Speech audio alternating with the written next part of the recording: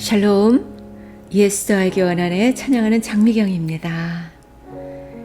이대호 목사님의 글입니다. 너무 힘들어서 이제 뭐라고 기도해야 할지도 모르겠어요. 얼마 전 너무 힘들다며 이렇게 문자를 주신 분에게 김동일 목사님이 쓰신 예수로 기도하기를 사서 보내줬다. 기도는 굳이 신학적으로 하지 않아도 된다. 좋은 문장을 만들 필요도 없고 멋진 단어들을 넣지 않아도 된다. 힘들 때는 그냥 주님을 부르고 깊은 한숨만 내쉬어도 괜찮다. 그것도 기도가 된다. 저자도 그렇게 썼다. 우리의 탄식도 하나님을 향하면 기도라고.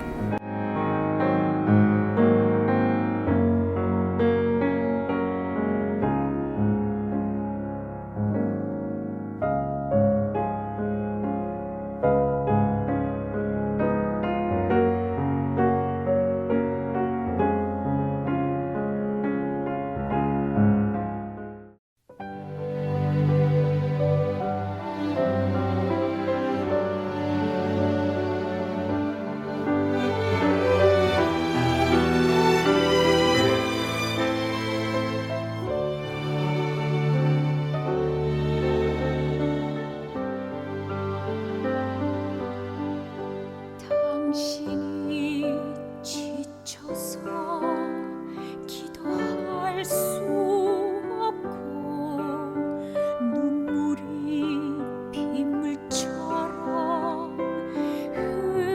흘러내릴 때 주님은 우리 연약함을 아시고 사랑으로 인도하시네.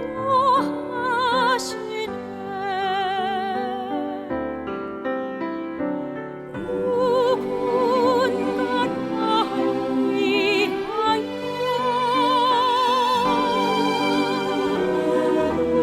누군가 기도하네.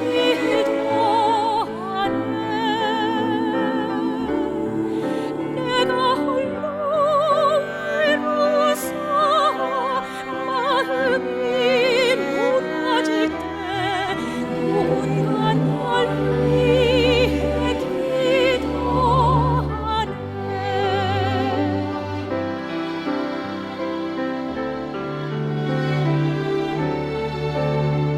우리의 마음이 지쳐 있을 때에 갈보리 십자가를 생각합니다.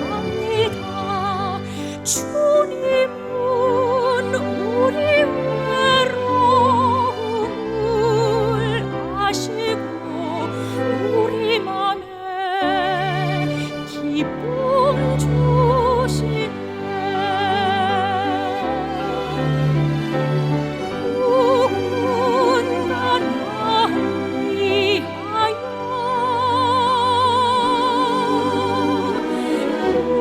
누군가 기도하네.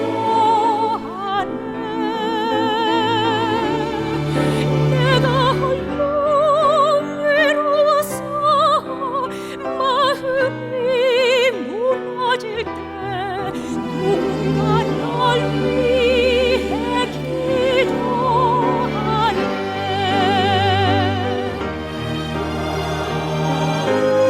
누군가 날 위하여 누군가 기도하네. 내가 홀로 외로워서 마음이 무너질 때 누군가 날 위해 기도하네. 내가 홀로 외로워서 마음이 무너질 때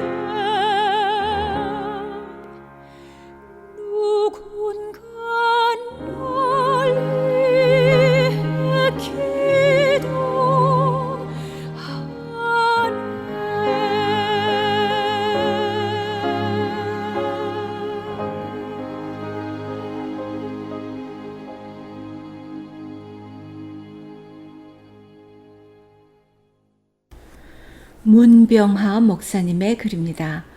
뉴욕에 한 한국인 식당이 있다. 한국인만이 아니라 외국인도 많이 이용하는 식당이라 크게 번창했다. 이 집에는 아들 하나, 딸이 하나 있었는데 딸이 강도들에게 납치를 당했다. 강도들은 식당 문을 열 때 권총으로 위협해서 자동차 트렁크 안에 잡아넣고 도망을 쳤다. 그리고 아버지에게 전화를 걸어 협박을 했다. 무려 14시간이나 실랑이를 벌였다. 트렁크 안에 갇힌 딸의 심정은 어땠을까? 좁고 컴컴한 공간에 갇혀 강도들이 자신을 어떻게 할지 모른다는 생각에 얼마나 두려웠겠는가. 그런데 이 아이에게 두려운 마음보다는 회개할 마음이 생겼다. 하나님께서 우리 집에 큰 은혜를 주셔서 이민 온 다른 사람들은 어려움을 겪는 가운데서도 번창하게 하셨는데 그 은혜를 저버리고 주일에 예배도 드리지 못하고 11조도 못하고 봉사도 제대로 하지 못했습니다. 오직 돈 벌기에만 바빴습니다. 하나님께서 깨우침을 주시려고 여러 번 경고하셨는데 무시했습니다. 하나님, 우리가 범죄했습니다. 이렇게 트렁크 안에서 회개를 했다. 그렇게 한참을 회개하고 나니까 다음에는 감사의 기도가 나왔다. 그래도 내가 잡혀가는 것이 낫지 어린 동생이 잡혀갔으면 어떻게 할 뻔했나 이런 마음이 들었다. 결국은 아버지가 범인들에게 돈을 건네는 현장에서 FBI와 경찰이 공조해서 범인들을 잡았다. 14시간 만에 트렁크 문이 열렸습니다. 사람들은 아이가 많이 상했을 줄 알고 몹시 걱정했다. 그런데 아이는 머리털 하나 상하지 않고 성령 충만한 모습으로 나왔다. 14시간 동안 힘들지 않았느냐? 무섭지 않았느냐? 그런 질문에 딸은 제가 14시간 동안이나 있었나요? 저는 2-3시간밖에 있지 않은 것 같아요. 라고 했다. 어거스틴은 그가 남긴 하나님의 도성이라는 책에서 고통은 동일하나 고통당하는 사람은 동일하지 않다고 했다. 악한 사람은 똑같은 고통을 당하면서도 하나님을 비방하고 모독하지만 선한 사람은 그 고통 속에서도 하나님을 찾으며 찬양합니다. 모든 사람이 무슨 고통을 당하느냐가 문제가 아니라 어떻게 당하느냐가 문제입니다.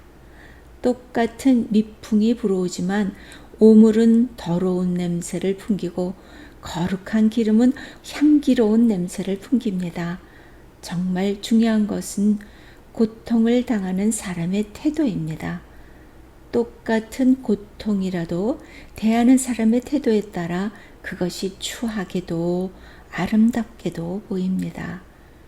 주권자에게 은혜를 구하는 자가 많으나 사람의 일의 작정은 여호와께로 말미암느니라. 잠언 29장 26절 말씀.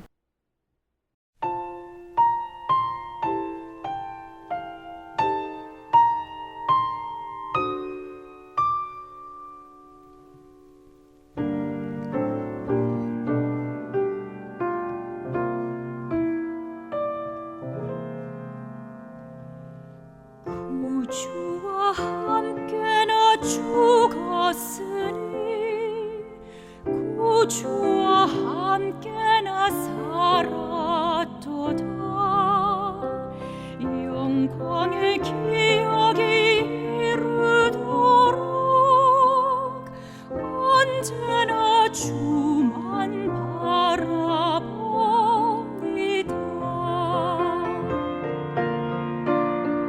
언제나 주는 날 사랑하사 언제나 새 생명 주시나니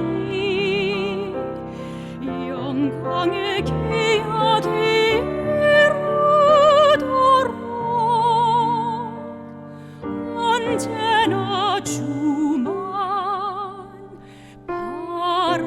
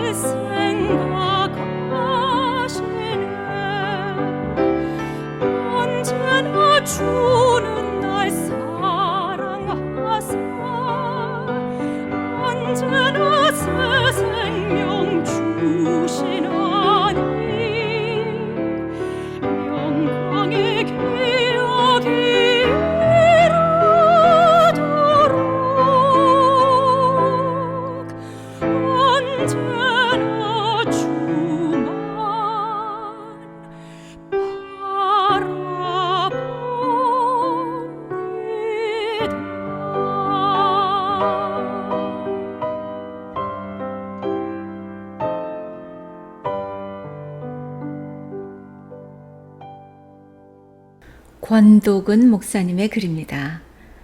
가난, 절박한 자세만이 허락된 삶. 가난한 삶이란 말하자면 우리들 생활의 절박한 포즈 외엔 어떤 것도 허락하지 않는 삶이란 뜻이다. 새벽의 고요 속 우연히 마주한 양기자 작가의 한 문장이 내 마음의 문을 조용히 두드린다. 감탄하며 그 문장 앞에 머물다 보니 순간 꽤 오래전에 읽었던 양기자 작가의 소설이 떠올랐다. 더듬더듬 기억해 보려 해도 도무지 선명해지지 않아 검색 신공을 발휘한 끝에 소설의 제목 모순을 간신히 소환해냈다. 순간 책을 다시 주문할까 하는 중에 근래 급격히 빈곤해진 주머니 사정이 진정하라 한다. 다시 한번 검색 신공을 시전 중 참 고맙게도 너튜브에 줄거리부터 소설 해석까지 해주는 채널이 있다. 아, 고마워라. 마침 오늘은 제법 먼 거리를 다녀와야 할 일이 생겨 오가는 길 위에서 듣다 보니 오래전 기억이 새록새록 되살아났다. 양 기자의 소설 모순은 인간이 행복을 추구하면서도 그 속에서 불가피하게 마주하게 되는 삶의 이중성과 모순을 정직하게 드러낸 작품이다. 이야기는 25살의 한 여성이 결혼을 앞두고 두 남자 사이에서 고민하는 데서 시작된다. 한쪽은 안정된 미래를 보장하는 남자, 다른 한쪽은 불안정하지만 자유와 열정을 품은 남자다. 그녀는 어떤 선택을 할 것인가? 사실 두 남자는 단순한 선택지가 아니라 어떤 삶의 방향을 택할 것인가를 상징한다. 한편 주인공에겐 서로 정반대의 길을 걸어온 엄마와 이모가 있다. 사랑을 쫓았지만 가난 속에서 고단하게 살아온 엄마, 돈을 선택했지만 공허함 속에 살아가는 이모. 주인공은 엄마와 이모의 삶을 거울 삼아 행복한 삶이란 무엇인가 치열하게 고민한다. 결국 그녀는 자유와 열정보다는 안정된 현실을 선택한다. 그녀는 잘못된 선택을 한 걸까? 양 기자의 모순은 주인공의 선택을 옳고 그름, 혹은 사랑과 현실의 이분법으로 행복을 정의하지 않는다. 삶이란, 행복이란 그렇게 깔끔하게 정의되는 것이 아님을 우리 모두는 경험적으로 알고 있다. 소설의 제목은 왜 모순일까? 어떤 선택도 적어도 행복에 있어서는 필연적 모순을 품고 있다는 작가의 깨달음이 아닐까? 행복하고자 끊임없이 더 나은 선택을 고민하는 우리지만 그 어떤 선택도 결국은 피할 수 없는 모순을 품고 있지 않던가. 하지만 그러한 모순 속에서도 기어이 삶의 의미를 빚어내야 함이 인간이란 직업의 과제가 아닐까라는 생각에 머무른다. 가난한 삶이란 말하자면 우리들 생활의 절박한 포즈 외엔 어떤 것도 허락하지 않는 삶이란 뜻이다. 가난이란 단어는 누구에게나 환영받지 못하는 단어일 테다. 행복을 위해 가난을 선택하고 싶은 이가 이 세상에 누가 있겠는가? 사실 행복을 위해 가난을 선택한다는 말 자체가 이미 모순이다. 가난이 행복의 절대적 보증은 결코 아닐 테니. 하지만 그럼에도 불구하고 가진 것 없는 이의 삶에 허락된 유일한 자세가 절박함이라는 말은 내겐 신앙적 고백으로 다가온다.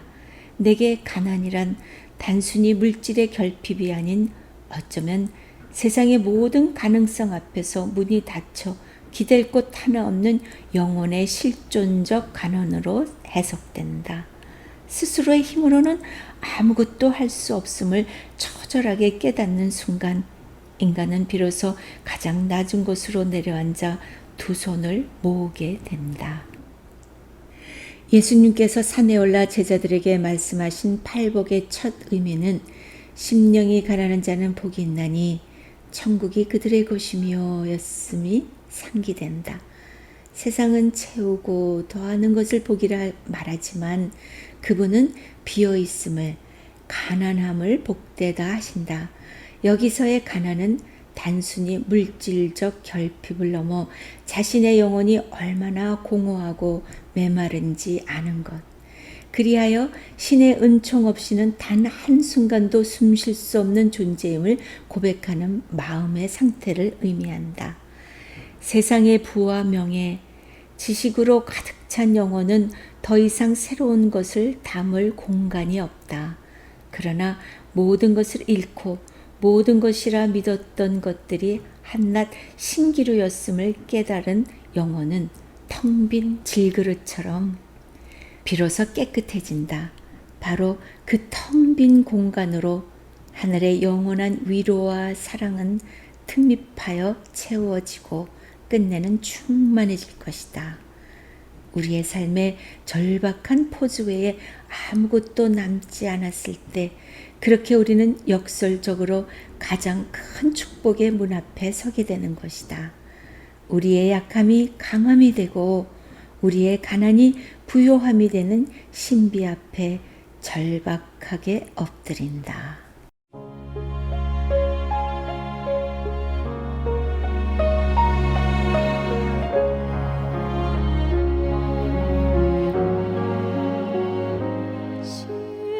십자가 그늘 밑에 나 쉬기 원하네.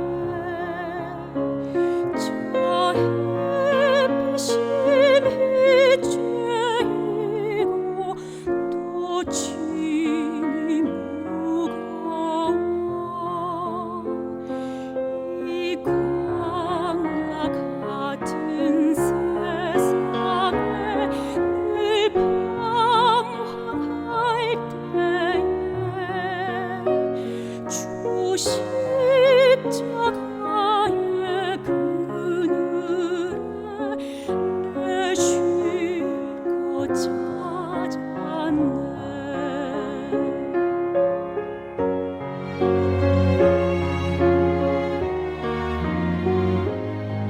내 눈을 밝히 떠서 저 십자가 볼 때 나 위해 고생 당하신 주 예수 보인다. 그 영상 볼 때 내 맘에 큰 짐을 받아서 그 사랑 감당 못하여 눈물만 흘리네.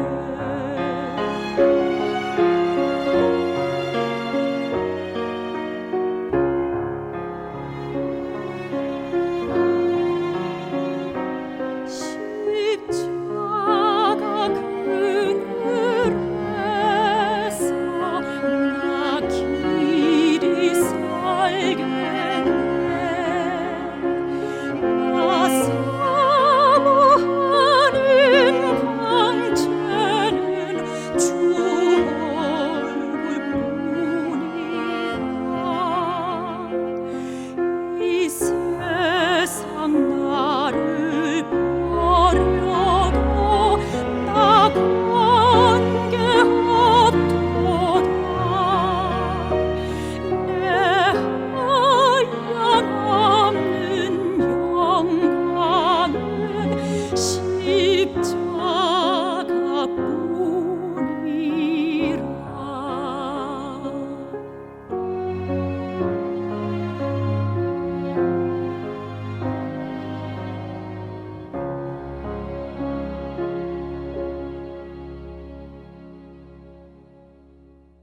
문병하 목사님의 글입니다.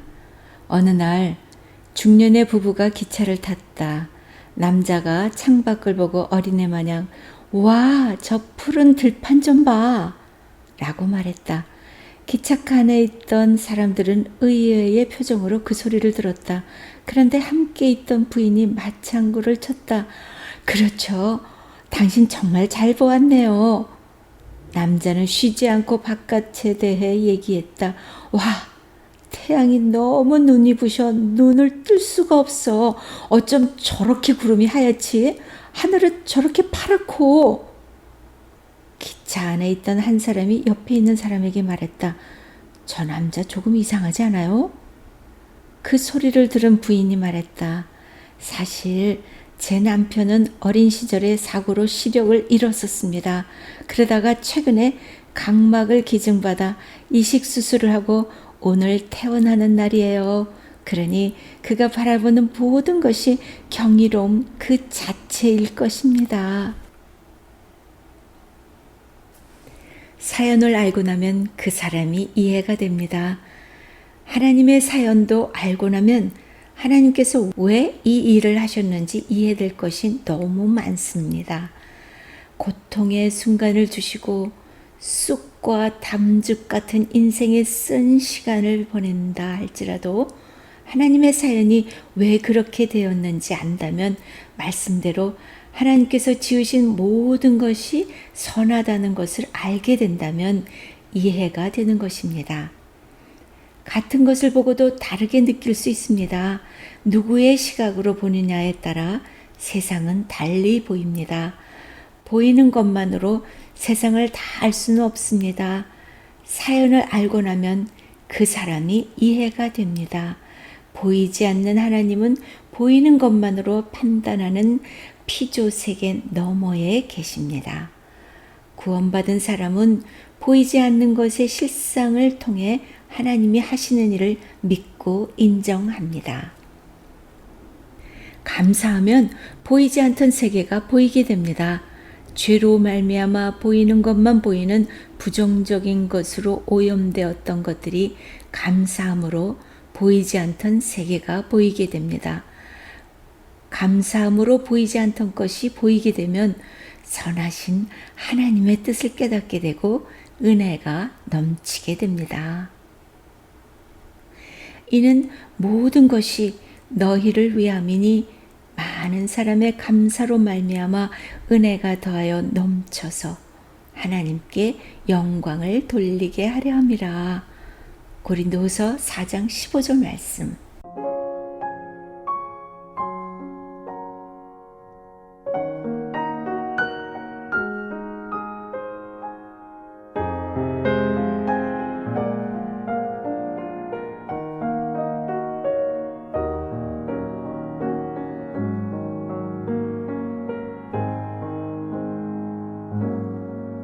마을 사람들이 모두 비를 내리기 위해 기도하기로 했다. 기도하는 날 모두가 모였지만 우산을 들고 온 사람은 단 한 명의 소년뿐이었다. 그것이 믿음이다. 아기를 공중에 던지면 아기는 웃는다. 왜냐하면 부모가 자신을 받아줄 걸 믿기 때문이다. 그것이 신뢰다. 우린 내일 살아있을지 확신도 없지만 매일 밤 다음 날을 위해 알람을 맞춘다. 그것이 희망이다. 미래가 어떻게 될지 아무도 모르지만 우리는 내일을 위해 큰 꿈을 계획한다. 그것이 자신감이다. 세상이 아무리 힘들고 고통스러워도 우린 여전히 사랑하고 결혼하고 아이를 낳는다. 그것이 사랑이다.